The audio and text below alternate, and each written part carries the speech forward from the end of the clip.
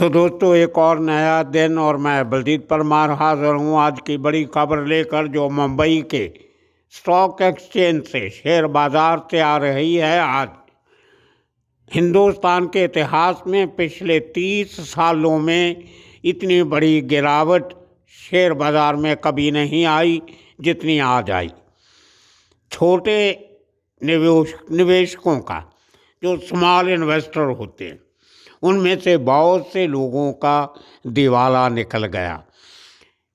हमारे नेतागण जो देश को दुनिया की तीसरी बड़ी इकॉनमी बनाने की बात कर रहे थे, अब उनके सपने आने वाले तकरीबन 4-5 साल तो पूरे होने वाले नहीं हैं। ऐसा मानना है हमारे उस विशेषज्ञ का जो हमेशा हमारे साथ स्टॉक एक्सचेंज की बात करते रहते हैं। आज भी उनसे हमारी बात हुई तो उनको पूरा ज्ञान है, नॉलेज है और तथ्य है उनके पास, तो उनकी बात में एक दम होता है। उन्होंने आज सब निवेशकों को सलाह दी कि आने वाले 3-4 साल कम से कम स्टॉक एक्सचेंज के रास्ते की तरफ मत जाना। मतलब स्टॉक एक्सचेंज में नया पैसा भी मत लगाना। आजकल उनके कहने के मुताबिक बैंकों में एफडी का इंटरेस्ट रेट 6-6.5% मिलता है, जो म्यूचुअल फंड में लगाने से 12, 14, 15, 16 में मिल जाता था। अब वो नहीं मिलेगा। हर बड़ी कंपनी का नुकसान हुआ है आधे भाव पे। सब बड़ी कंपनी, अडानी हो, अंबानी हो, टाटा हो, बाटा हो, कंबाटा हो, मारुति हो, लेलैंड कंपनी हो, या कोई भी मैन्युफैक्चरिंग कंपनी, सीमेंट कंपनी और यहाँ तक कि बैंक, सबसे बड़ा नुकसान जो म्यूचुअल फंड्स में हो रहा है वो बैंकों के फंड्स का हो रहा है। आईसीआईसी बैंक का, एचडीएफसी का, स्टेट बैंक ऑफ इंडिया का और एक्सिस बैंक का, दूसरे बैंकों का। इसी तरह एलआईसी, लाइफ इंश्योरेंस कॉरपोरेशन, जिसमें सिर्फ मेरे और आप जैसे लोगों का पैसा लगा है, हम अपनी इंश्योरेंस करवाते हैं, उसका प्रीमियम भरते हैं, वो पैसा एलआईसी आगे लगाती है, उसका भी तकरीबन 70 लाख करोड़ रुपए का नुकसान हो चुका है। यही हालात रहे तो दिवाला निकल जाएगा सबका। आओ अब सुनते हैं कि हमारे एक्सपर्ट का मुंबई से इस बुरे दिनों की स्टॉक एक्सचेंज का क्या हाल है, सुनिए। हाँ जी भाई साहब, गुड इवनिंग, कैसे हैं आप? सब बढ़िया है सर। एक बार फिर आपका हमारी channel Baljeet Parmar for you पे स्वागत है। और आज बहुत बड़ा बोलते हैं, एक मेहम जिसको अंग्रेजी में बोलते हैं, स्टॉक एक्सचेंज में बहुत बड़ी गिरावट आई है। क्या कारण है, क्या लगता है? देखिए सर, एफआईआई की कंटिन्यूस, लास्ट टाइम भी मैं आपको बोला था, एफआईआई की कंटिन्यू सेलिंग है। आज भी एफआईआई ने तकरीबन 11,500 करोड़ का माल बेचा है। उसके सामने डीआईआई ने 11,500 करोड़ या लाख? 11,500 करोड़ का माल बेचा है। डेली 5-6 हजार करोड़ का बात तो बेचते ही है। हाँ। मगर आज उसने जो है 11,500 करोड़ का माल बेचा है और डीआईआई ने करीबन 12,000 करोड़ का माल बेचा हुआ है। क्योंकि इसके अंदर 30 साल के अंदर पहली बार ऐसा हुआ है, एक बाजार कंटिन्यू 5 महीने से गिर रहा है। लोगों के पैसे की तो समझो ना सर, ऐसे की हालत हो गई है कि बोल ही नहीं सकते। टाटा टेक्नो ऊपर में 1200 का भाव हुआ था, अभी 600 रुपये में मिल रहा है। टाटा मोटर 1200 का भाव हुआ था, वो भी आपको 600 में मिल रहा है। जियो फाइनेंस है, वो भी तकरीबन 390, 400 के आसपास हुआ था, वो 207 में मिल रहा है। आईटी शेयर है, टेक्नो शेयर है, ऑटोमोबाइल शेयर है। कोई जगह ऐसी नहीं है कि जिसका शेयर घटा नहीं हो। और मार्केट कैपिटलाइजेशन जो है 5 महीने के अंदर 92 लाख करोड़ का 92 लाख का घट चुका है। और अभी तो पोजीशन ऐसी है कि इन्वेस्टर भी अपना माल फोड़ रहा है कि आगे क्या होगा। आज भी नहीं बेचेंगे तो मंडे को नुकसान और होगा, मंडे को नहीं बेचेंगे तो ट्यूसडे को और नुकसान होगा। गवर्नमेंट भी को इसके अंदर इंटरफेयर नहीं कर रही है। लोग जो है म्यूचुअल फंड में अपनी एसआईपी भी बंद कर रहे हैं। तकरीबन 60 लाख जो है वो एसआईपी बंद हो गई है। ये 5 महीने के अंदर। मतलब आपका म्यूचुअल फंड कहने जिसको का बोल, मतलब ये है कि जिन लोगों ने अपना पैसा म्यूचुअल फंड में लगाया था टैक्स बचाने के लिए या किसी और हाँ कारण के लिए, वो भी नुकसान में जा रहे हैं। हाँ जी सर, म्यूचुअल फंड भी अभी 15-20% घट चुका हुआ है। उसका रीजन क्या है? ये जब एफआईआई माल बेच रही है, पिछले माल बेच रही है, तो लेने वाला तो डीआई है ना, डीआई है जिसके अंदर एलआईसी भी आता है। एलआईसी को भी तकरीबन 75,000 करोड़ का नुकसान हो चुका है अभी भी। और बाकी एलआईसी छोटे को मोटे, एलआईसी हाँ जी, को हाँ जी, हाँ जी, एलआईसी ने भी बहुत माल लिया हुआ है, क्योंकि अभी किसको ये मालूम नहीं था ना। अभी एग्जांपल बताऊं कि 1200 के भाव में अगर एफआईआई ने माल बेचा है, तो कोई बेचता है तो कोई लेता है ना। सामने हाँ सामने ऐसा तो है नहीं कि नीचे की सर्किट लगती है। हाँ तो डीआईआई को काफी ज्यादा नुकसान हो रहा है अभी। ऐसा लग रहा है कि ये डीआई जो मतलब डायरेक्ट इन्वेस्टमेंट होता है, जो अपना जो लोकल जो म्यूचुअल फंड है वो बोलते हैं डोमेस्टिक इन्वेस्टमेंट जो है। Domestic investor. हाँ, ओके। क्योंकि डोमेस्टिक इन्वेस्टर को क्या है, कोई भी आप पैसा डालता है तो उसको पब्लिक का पैसा है, हाँ उसको रिटर्न तो वापस देना ही पड़ेगा ना। बिल्कुल। लोग तो अभी रिडम्पशन पे आ जाएगा। अगर यही पोजीशन समझो कि बाजार और अभी 5-7 दिन और घटती है, तो म्यूचुअल फंड में रिडम्पशन आ जाएगा। लोग अपना पैसा निकाल लेंगे, भाई चलो भाई, कि अभी ऐसे भी म्यूचुअल फंड में तो क्या सिस्टम है, कभी भी चाहिए तो आप अपना पैसा निकाल सकते हो, जो ओके। सिस्टम है। अभी समझो एग्जांपल, मैंने ₹1,00,000 डाला है, अगर बाजार बाजार घट गई तो मेरा ₹1,00,000 का 80,000 हो गया है। मैं देखता जा रहा हूँ 80,000 का 70,000 हो गया। तो तब अगर ऐसा म्यूचुअल फंड में अगर रिडम्पशन आएगा तो बाजार की हालत और खराब हो जाएगी। और म्यूचुअल फंड में अगर कोई लफड़ा आया, एक आध, देखो ऐसा चांसेस तो कम रहता है, मगर ये फाइनेंशियल मार्केट के अंदर कुछ भी हो, अगर एक आध म्यूचुअल फंड तकलीफ में आ गया, जैसे ये अभी बॉम्बे के अंदर एक बैंक तकलीफ में आ गई थी, इंडिया कोई बेसिक बैंक थी, कोऑपरेटिव बैंक, जिसकी वजह से ईओडब्ल्यू के अंदर ऑलरेडी केस रजिस्टर्ड है। अगर कोई म्यूचुअल फंड उड़ गया, अगर वो रीपेमेंट करने की ताकत नहीं रहेगी, तो बाजार कहाँ जाके रुकेगी। लोगों के बाहर की चीजें, ब्रोकर लोग के पास काम नहीं है, ब्रोकर अभी मार्जिन देना बंद कर दिया है।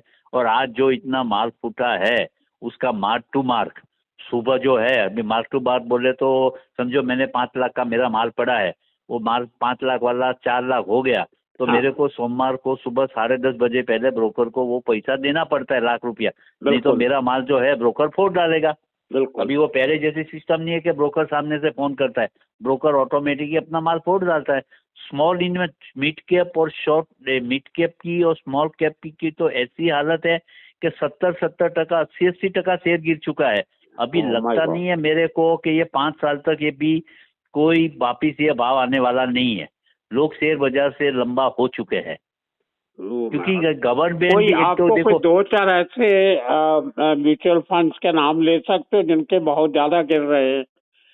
हर एक म्यूचुअल फंड का भाव गिर रहा है। नहीं नहीं, देखो म्यूचुअल फंड हर एक बैंक है, एचडीएफसी बैंक का है, एक्सिस बैंक का है, आईसीआईसी बैंक का है, प्राइवेट है, बिरला ग्रुप का है, टाटा ग्रुप का है। हर एक को म्यूचुअल फंड में आदमी क्यों जाता है? क्योंकि अपना एफडी के अंदर जो मैक्सिमम जो 6 या 6.5% मिलता है, और एसआईपी के अंदर जो है 9-10%, 11%, पिछले एक साल के अंदर तो 18-18, 22% लोगों को मिला हुआ है। ओके। एक दूसरे को बोलते थे एसआईपी करो, एसआईपी करो, अभी वो सब बंद हो चुका है। क्योंकि लोग अगर म्यूचुअल फंड में रोज निकालना भी चालू कर दिया है। म्यूचुअल फंड में रोज आज ब्रोकर के पास जाता है, भाई ये मेरा म्यूचुअल फंड कंप्लीट करो, मेरा पैसा मेरे खाते में वापस करो, रोज रिक्वेस्ट डाल रहे हैं। और मंडे को भी मार्क टू मार्क की वजह से देखो, अब आज 1400 पॉइंट तो आज इंडेक्स गिरा है, 1600 पॉइंट मिड कैप डाउन हुआ था, जो घट के 1200 पॉइंट हुआ है। निफ्टी तकरीबन 450 पॉइंट हुई है। ये कहाँ जाके ये रुकेगी बाजार? गवर्नमेंट तो कोई इंटरफेयर कर नहीं रही है, डॉलर बढ़ता जा रहा है। और वहाँ ट्रम्प रात को क्या सपना अलग आता है, दूसरे दिन सुबह सपना अलग आता है। उसने मैक्सिको के ऊपर टैरिफ डाल दिया है, कनाडा के ऊपर टैरिफ डाल दिया है, चाइना के ऊपर 10% एक्स्ट्रा टैरिफ डाल दिया है। अगर ट्रम्प ने इंडिया के अंदर कोई भी टैरिफ डाला तो बाजार और बाजार का माहौल तो ऐसा खराब हो चुका है कि समझो, तो मैं ये समझ के चलूँ कि मैं तो 50 साल के ये लाइन के अंदर हूँ, मैंने तो ₹10, रिलायंस ₹12 भी लिस्टेड होते हुआ देखा है। जब रिलायंस 77 के आसपास लिस्टेड हुआ था, ये तभी की बात है, शेयर बाजार का जूना बिल्डिंग था। ₹10 हो, ये ₹100 वाला एसीजी भी ₹150 में देखा हुआ है। हर्षद मेहता का भी मंदी देखा है, केतन पारी का भी मंदी देखा हुआ है। 2008 का भी मंदी देखा है, फिर कोरोना आया वो मंदी देखा, फिर कोरोना। और दूसरी बात यह है कि कोरोना के बाद जो हाँ। यंग जनरेशन, इसके अंदर यंग जनरेशन ने मंदी देखा ही नहीं था ये बाजार के अंदर कि मंदी चीज क्या हो। देखो कोई भी बाजार है, शेयर बाजार हो, डायमंड बाजार हो, सोना चांदी हो, अप डाउन तो होता रहता है, ऐसी कोई बात नहीं। हर एक के अंदर तो ये तो कंटिन्यूस घटता जा रहा है। और मैं कोरोना अभी के बाद कहीं पे मैं देख रहा था कि आरबीआई ने पता नहीं कितने बिलियन डॉलर डाले रूपी का रेट गिरने से बचाने के लिए। अगर आरबीआई दखल नहीं देता तो वही डॉलर तो 90 रुपये हो जाता। डॉलर 108 रुपए का होता था, जो अभी 87 का है। 87 तो ये ऑफिशियली है। अगर आप बाजार में डॉलर लेने के लिए जाओगे तो हाँ। आपको 1 रुपया ऊपर ही मिलेगा, और बेचने जाओगे तो भी आपको 1 रुपया नीचे ही मिलेगा। ओके। क्योंकि कई लोगों को अनऑफिशियली लेना पड़ता है ना डॉलर, हर आदमी हाँ, तो हाँ। ऑफिशियली लेता नहीं। हवाला के अंदर डॉलर मिल रहा है लोगों को, आप यहाँ पैसा दे दो, आपको अमेरिका में डॉलर मिल जाएगा। वो आपका तो 100 रुपए के करीब रेट चल रहा है, मैंने सुना। नहीं, इतना तो नहीं रहेगा, 3-4 रुपया फर्क रहेगा। ओके। आप इंडियन करेंसी में यहाँ पैसा दे दो, आपको डॉलर हवाला के थ्रू आपको वहाँ मिल जाता है। हाँ। नोट का नंबर दे दो, कोई सा ऑप्शन मिल जाता है।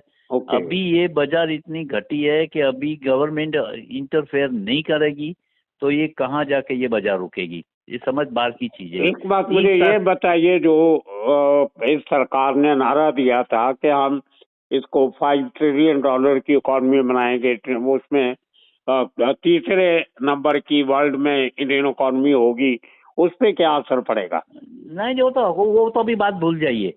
देखो शेयर बाजार चलेगा तो ही सब चीज चलती है। आज हर एक कंपनी का भाव देखो, क्या क्या भाव हो चुका है। अच्छी अच्छी कंपनी जिसको बोलते हैं सोने की चीज, वो आपको 60% नीचे मिल रही है। आज जियो फाइनेंस ऊपर में 400 रुपए का भाव था, आज आपको 207 रुपए में मिल रहा है। अडानी का भी नुकसान हो रहा है, रिलायंस का भी नुकसान हो रहा है। अडानी ग्रुप देखो, बिरला ग्रुप देखो, सांघी ग्रुप देखो, चाहे कोई भी ग्रुप देखो, कोई चीज ऐसी नहीं है जिसका भाव घटा नहीं है। और लेगा कौन? आदमी क्या सोचता है, आज तो इतना माल फूटा है जिसका कोई लिमिट नहीं है। मिट के आदमी सोचता है नुकसान करो और खत्म करो, ये चीज ही नहीं चाहिए। बिल्कुल। और अभी भी शाम को जो जीडीपी के जो फिगर आए हैं वो भी कोई एक्स्ट्रा ऑर्डिनरी फिगर आया हुआ नहीं है। ठीक है, ठीक है। अभी मंडे को क्या बाजार खुलती है वो तो मंडे को ही मालूम पड़ेगा। बिल्कुल। रोज सुबह होता है सिंगापुर निफ्टी 50, आज सुबह निफ्टी जो है सिंगापुर निफ्टी 122-25 पॉइंट डाउन थी। बाजार चालू होते होते निफ्टी 200 हो गई, और बाजार खत्म होते होते निफ्टी 450 बंद हो गई। एफआई कितनी बिकवाली है, जब तक एफआई जब तक माल बेचना बंद नहीं करी, और डीआईआई के कब तक माल लेगी? डीआईआई की लिमिटेशन है ना आज, उसको भी तो माल बेचने बाजार में ही आना पड़ेगा ना। बिल्कुल। वो शेयर को सोना चांदी बाजार में तो जाके बेचेगा नहीं वो लोग, उसको यही बाजार में आना है। कोई असर पड़ेगा सोने और चांदी के रेट पे भी? देखो सोना चांदी भी 2 दिन से थोड़ा नीचे है, मगर वो लोग अभी क्या कहाँ इन्वेस्ट करेंगे? आज मिडिल क्लास जो है वो इन्वेस्ट कहाँ करेगा?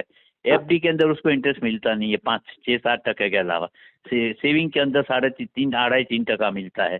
और जिसको इसके ऊपर घर चलाना है, जिसको सेविंग के ऊपर घर चलाना है, वो इन्वेस्ट कहाँ करेंगे? अब मेरे को बताइए। ओके। सोना खरीद के तो घर तो चलेगा नहीं। सोना चांदी तो आप 10 ग्राम लेने जाओगे तो 90,000 रुपया हो, 80,000, 85,000। अब 22 तोले का भाव 81,000 है, 24 कैरेट का भाव 87,000 रुपया है। तो उससे घर तो चलेगा नहीं, वो तो आपका पैसा ब्लॉक हो गया। वो तो आप लेने जाओ तो आपको महंगा मिलेगा, बेचने जाओ तो वही दुकान वाला आपको बाजार भाव से 4,000 रुपया नीचे देगा। सोना चांदी जो है वो तो इमरजेंसी वाली चीज है ना। हाँ। आधी रात को कोई जरूरत पड़ेगा तो वो तो वर्ल्ड के कोई भी कोने में आप बेच सकते हो उसको। बिल्कुल। सोना ऐसी चीज है, चाहे कोई भी वर्ल्ड का कोना हो, आपको इमीडिएटली कैश हो जाएगा। आपका शेयर तो इमीडिएटली कैश नहीं होगा ना। बिल्कुल। नो डाउट शेयर में भी दूसरे दिन पेमेंट आ जाता है। नहीं, हालत बहुत खराब हो चुकी है सर ये शेयर बाजार की। और शेयर बाजार डाउन होने से ये समझ के चलो कि बाकी सब मार्केटें डाउन हो जाएंगी। तो अभी आने वाले दिनों में इन्वेस्टर का क्या रुख होगा, क्या सोचेगा, क्या करेगा? उसका घाटा पूरा होगा कि नहीं होगा, जो और नुकसान में जाएगा? देखिए, ये घाटा तो अभी पूरा होने का, ये 5 साल की, कम से कम 3 साल तो शेयर बाजार को भूल जाओ आप। ये साइकिल चलती रहती है और कम से कम 3-4 साल का गैप रहता ही है। रही है भाव की बात, तो भाव फिलहाल कोई भाव आने वाला नहीं है। कोई रातों रात कोई चीज डबल होने वाली नहीं है कि इंडिया की इकोनॉमी को इतनी बढ़ने वाली नहीं है। अभी सही है, एक ही एडवाइस है, कि भाई अभी बाजार से लंबा हो जाओ। अगर आपने डिलीवरी लिया हुआ है तो उसका भाव आपको आज नहीं तो कल 5 साल के बाद भी आएगा। नया लेना तो अवॉइड करो। नया कभी लेना है, बाजार जब चले तो 10 रुपया ऊपर के 100 रुपया ऊपर ले लो। ओके। अभी तो ये बाजार घटी है तो डिवीजन में भी कंपनी वाले खुद लेने नहीं आ रहे, प्रमोटर लोग। अपना बाजार भाव 50-50% गिर चुका है तो भी, तो पहले क्या होता था 50-60% भाव गिरे तो प्रमोटर अपना स्टेक बढ़ाता था। अभी प्रमोटर को भी मालूम है कि ये हो गया। अभी कल की बात करें, अल्ट्राटेक सीमेंट जो मंगलम ग्रुप की है, उसने कुछ अनाउंस किया कि हम भी इलेक्ट्रॉनिक आइटम पावर ये वायर में आने वाले हैं। तो पॉलीकैप करके शेयर है वो 20% गिर गया। केई इंडस्ट्रीज है वो 20% गिर गया। जो ये वायर बनाते हैं उसका वायर भैया, वो तो उसका प्रोडक्शन तो 2028 में चालू होगा। ओके। और वो खाली उसका प्रोजेक्ट जो है खाली वो 1800 करोड़ का है। उससे पहले तो कंपनी का भाव ही 20-22 हजार करोड़ रुपया लोगों का खत्म हो गया। ओके। बाजार तो रूमर के ऊपर ही चलता है ना। हाँ हाँ। और ये भी देख लेना, अल्ट्रा सीमेंट तो अडानी ने खरीद लिया था ना मेरा ख्याल। नहीं वो अल्ट्रानिक नहीं, सांगी सीमेंट ने खरीदा है। Okay okay. हाँ, तो ये अल्ट्राटेक सीमेंट जो जिसका 11-11.5 हजार रुपये का भाव है, बिरला ग्रुप है, उन लोगों ने अनाउंस किया भाई अब भी जो है इलेक्ट्रिक वायर जो बनता है उसके अंदर हम लोग आएंगे। तो जो बाकी जो वायर कंपनी है उसका भाव धड़ाधड़ घटने लगा। अरे भाई ठीक है, वो आएगा तो कंपटीशन हो तो उसका पहले से ही उसके बाजार में शेयर है। कोई भी नई कंपनी आएगी तो रातों रात थोड़ी उसका शेयर बढ़ने वाला है। बिल्कुल। अरे अभी और भाई जो ऑटो सेक्टर है, गाड़ियां इतनी बड़ी बड़ी लग्जरी गाड़ियां, महंगी 2-2 4-4 करोड़ की गाड़ियां आ रही हैं, लोग खरीद रहे हैं, इनके ऊपर भी असर पड़ा है कुछ? देखिए सर, ये 2-4 करोड़ या 5 करोड़ की गाड़ियां होती है ना, वो सिलेक्टेड होती है। आपको पहले उसको बुकिंग कराना पड़ता है तभी वो लोग मैन्युफैक्चरिंग करते हैं। रोल्स रॉयल है या ओडी है या जो भी गाड़ियां है। और अभी टेस्ला इंडिया के अंदर आने वाला है। टेस्ला का अभी न प्लान का ठिकाना है, न ऑफिस किया है, न स्टाफ का ठिकाना है। गुजरात में डालेंगे, महाराष्ट्र में डालेंगे कि कर्नाटक में डालेंगे। उससे आते पहले तो टाटा मोटर के भाव गिर गए, महेंद्र के भाव गिर गए, मारुति के भाव गिर गए, बाकी और दूसरी कंपनियां छोटी हुई है सुजुकी के भाव गिर गए। अरे भाई उसका भी पहले तो आपको जगह लेनी पड़ेगी, इंडस्ट्री तो आपको बनाना पड़ेगा, फैक्ट्री बनानी पड़ेगी, स्टाफ लगाना पड़ेगा, मशीनरी लगानी पड़ेगी, तब आपका प्रोडक्शन होगा ना। बिल्कुल। ये स्टोरी है सर। अभी लोगों को एक ही एडवाइस है, ये चीज से लंबा रहो बस। फिलहाल जो है माल जो लेके रखा है, नया कुछ भी इन्वेस्ट मत करो। पिछले 5 महीने से बाजार घट रहा है तो लोगों ने क्या सोचा कि चलो भाई टाटा मोटर 1200 वाला 1000 हुआ है, इससे नीचे क्या घटेगा, वो तो 600 हो गया। जियो फाइनेंस 400 वाला 350 हो गया, बोला इससे क्या घटेगा, तो रिलायंस ग्रुप है वो 207 रुपया हो गया। ऐसी कोई कंपनी नहीं है कि जिसका 50, 60, 70, 80% भाव गिर गया है। इसमें कभी ऐसा तो नहीं होगा कि ये लोग अभी शेयर बाजार से दुखी होके फिर दोबारा वो जुआ खेलने लग जाए, क्रिकेट पे, इस पे उस पे, इधर लगाओ चलो शायद उधर से पैसा आएगा? नहीं जी, देखो सर, क्रिकेट का जुआ तो अभी टोटली ऑनलाइन हो चुका है।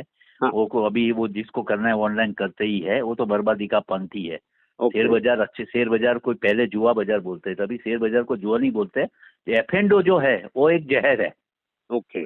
एफ&ओ के अंदर आपको 5 लाख की चीज 1 लाख में मिलती है तो आदमी क्या सोचता है, मगर एफ&ओ वालों की हालत तो ऐसी खत्म हो चुकी है कि अभी कुछ बोलने जैसा नहीं है। ओके। खत्म। और एफ&ओ के टीवी पर भी लिख के आता है, देखो कोई भी चीज हो, जुए से तो जितना लंबा रहो उसी में ही फायदा है। आप इन्वेस्ट करो, अच्छे से आपने इन्वेस्ट किया तो उसका डिविडेंड आपको 100% आएगा। थोड़ा पेशेंट रखो। अभी लोगों का पेशेंट भी खत्म हो रहा है। ये पेशेंट चेक करने के लिए आ रहा है। हम भी आगे जाके इंटरव्यू करेंगे जब बाजार खुल आगे जब बढ़ेगा तभी देख लेना, यही लोग आएंगे। अब ये पेशेंट चेक कर रहा है, मगर कितने लोग पेशेंट रखेंगे? बिल्कुल। क्योंकि ब्रोकर से एमटीएफ में माल लेते हैं। जो बड़े जो इन्वेस्टर हैं जिनके पास करोड़ों रुपए पड़े हैं अफोर्ड कर, वो तो वेट करेंगे। छोटा आदमी तो मर जाएगा ना, छोटा इन्वेस्टर तो मर ही गया है। छोटा इन्वेस्टर का बच्चा क्या है, 5 लाख 10 लाख 15 लाख वाला स्मॉल इन्वेस्टर ही है, उसकी तो मूड़ी आधी साफ हो गई है। वो शेयर बाजार में वापिस आएंगे नहीं, कभी वापिस आएंगे? उसके लिए 5-7 साल तो भूल जाओ आप ये बाजार को। भाव आएगा तब देखेंगे, नहीं तो देखते रहो।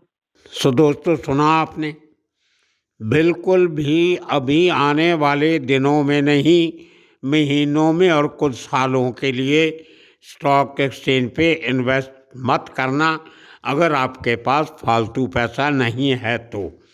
अगर आपके पास कुछ पैसा ऐसा है जिसके बगैर आप गुजारा कर सकते हो, घर चला सकते हो, तो उसको लगा के 3 साल तो भूल जाइए। अब उसके बाद कोई रिटर्न आएगी नहीं आएगी वो आपकी किस्मत। तो ये एक शिक्षा हमारे एक्सपर्ट ने दी है। पहले एक बहुत बड़ी गिनती हमारे देश की लोगों की ऑलरेडी जुए की लत पे फंस चुकी है, जो अभी पूरी तरह ऑनलाइन हो चुका है। मतलब एक जुआ दूसरा ऑनलाइन, उसमें लोग बहुत घर तबाह हो गए। कितने लोगों ने सुसाइड किया, कितने लोग मर गए, मार दिया, क्राइम बढ़ा उसकी वजह से, कितने घर तबाह हो गए, रिश्ते टूट गए। और अभी स्टॉक एक्सचेंज, इसमें भी जिन जिन लोगों ने जुए की तरह स्टॉक एक्सचेंज की इन्वेस्टमेंट का इस्तेमाल किया, वो भी सब के सब मर गए। अब जिसने 10, 15, 20, 25 लाख लगाया था वो तो ज़ीरो पे आ गया। अब जितने लगाए थे उससे आधे मिलेंगे तो ज़ीरो हो गया। कहाँ उसने पैसा कमाना था और कहाँ वो घट के आधा रह गया। अब मंडे को, सोमवार को जब मार्केट दोबारा खुलेगी तब क्या होता है देखने वाली बात होगी। अभी इसका असर होगा इंडियन रुपये की कीमत पर, वो कीमत बहुत कम होगी। आगे आगे रुपया बहुत सस्ता हो जाएगा और डॉलर महंगा हो जाएगा। ये सब देखने वाली बातें होगी। और इसके साथ साथ हिंदुस्तान का जो रुतबा है दुनिया में वो भी कम होगा। सो देखते हैं, हमारे एक्सपर्ट की सलाह मानिए और स्टॉक एक्सचेंज से दूर रहिए। इसके नज़दीक जाने की कोशिश मत करो, कम से कम 3 साल तक। आप सबका बहुत बहुत धन्यवाद, शुक्रिया।